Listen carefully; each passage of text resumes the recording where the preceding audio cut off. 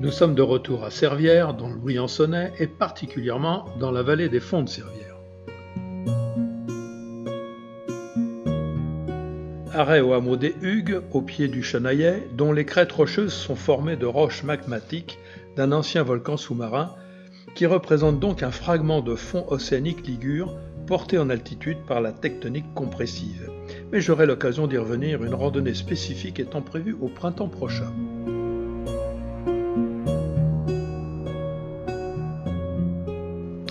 Boutade habituelle en hiver, on supporte bien la culotte ce matin. Les amateurs de la série Alex Hugo sur France 2 reconnaîtront la chapelle où le jeune marié se fait tirer dessus.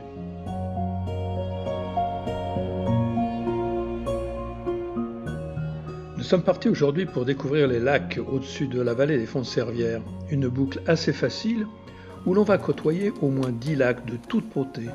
Mais la particularité du jour, c'est que tous les sommets environnants sont parés de blanc et s'y reflètent sous le soleil. Je vous promets de splendides paysages, une randonnée magique.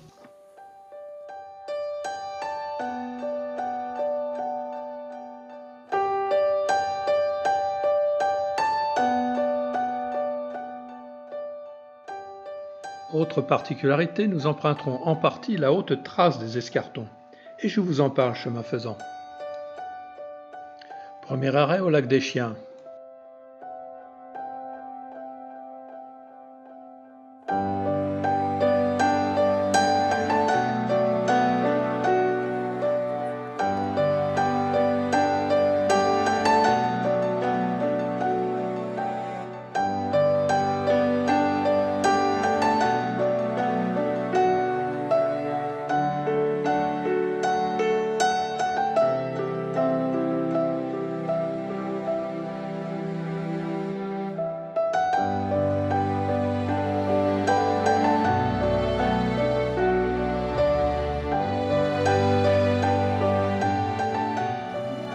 Les femmes s'extasient sur une belle queue de maître Goupil.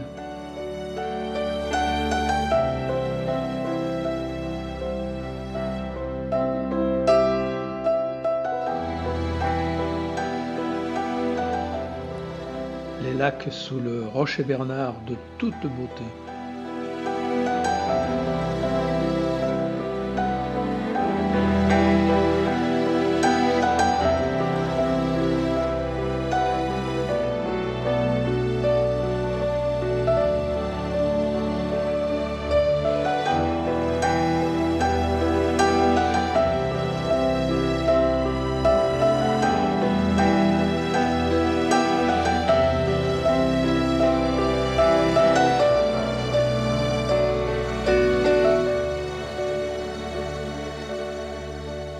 Cet itinéraire porte des valeurs d'aventure et d'histoire, et l'histoire des Escartons évoque de fortes valeurs de liberté.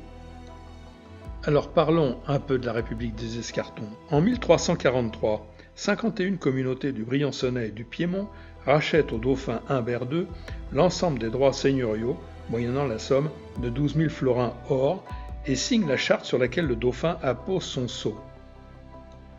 La charte accordait ainsi aux habitants des Escartons le statut de francs-bourgeois, c'est-à-dire qu'ils étaient exemptés de tout service féodal en échange d'une rente annuelle. Ils avaient le droit de détenir un fief, ils rendent hommage à leur seigneur le dauphin en baisant son anneau sur le dos de la main et non au pouce comme le populaire. Si la justice restait un privilège du dauphin, les habitants des Escartons s'assemblaient et nommaient des syndics, portaient les armes et levaient des impôts.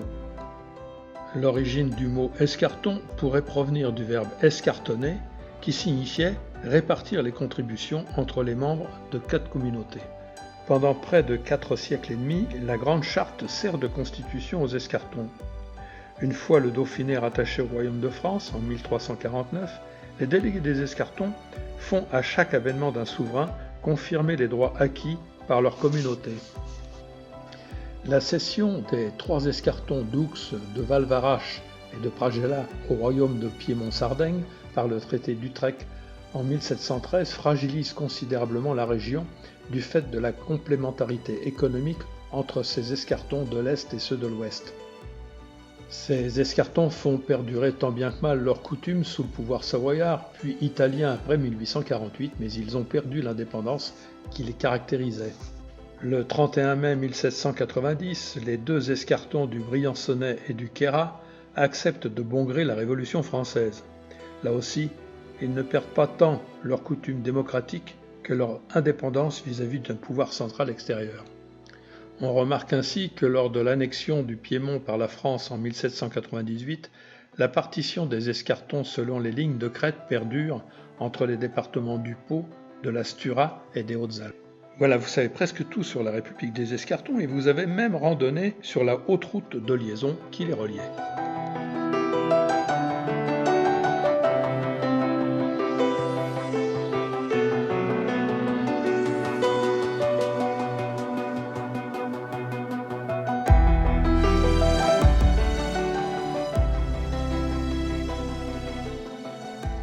Nous remontons maintenant la crête de Rossignol en direction de la cime de Sorel que nous contournerons pour accéder au lac Ginou.